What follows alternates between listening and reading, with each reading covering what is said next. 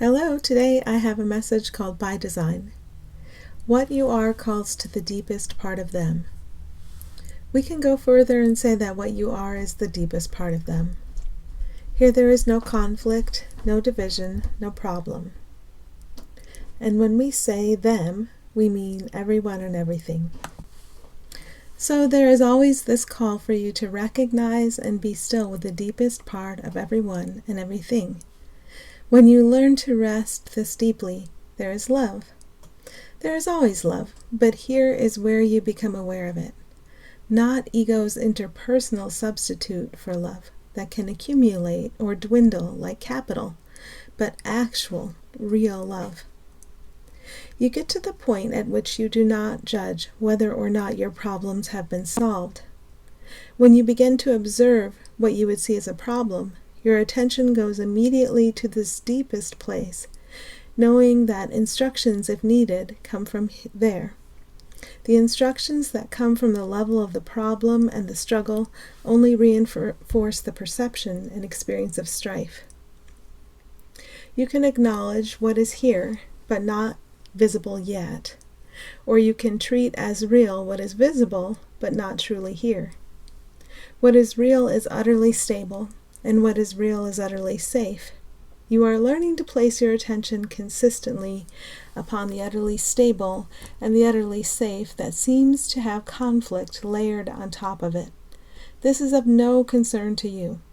What you focus upon grows larger and more prominent and even natural in your sight and experience. Your willingness to look is all that is needed, and all follows from there. What is here to trust is very still, very powerful, and capable of appearing dynamic. It is present everywhere. It is not a surface of a body or a personality. It has no relationship to or recognition of death. Being life itself and having no opposite, it is simply allowed. You go from insisting to allowing. Temporarily, you insisted upon the sight and experience of death and strife. Emerging out of this temporary madness, you now allow what is real and without opposite to make itself apparent, first in symbolic form within the seeming confines of time and space, leading you through and out of your insistence upon a madness that could never be real.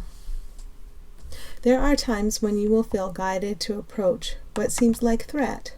Be still within it and allow it to dissolve. There are times when you'll be guided to remain seemingly outside a threat and allow it to dissolve from where you are, paying no heed to ego's judgments about whether it still seems to be there or not. In both cases, something has dissolved. In most cases, what you call you will go largely unnoticed. This is by design. What you are accustomed to calling you is of little significance, still useful as symbolic form is needed for communication, but that is all. What you are learning to recognize as you and all needs nothing, and it gets easier and easier to see and rest in this. We are the part of you that never descended into madness. All is part of you, and you need only look behind the surface to see that this is so. Thanks for listening.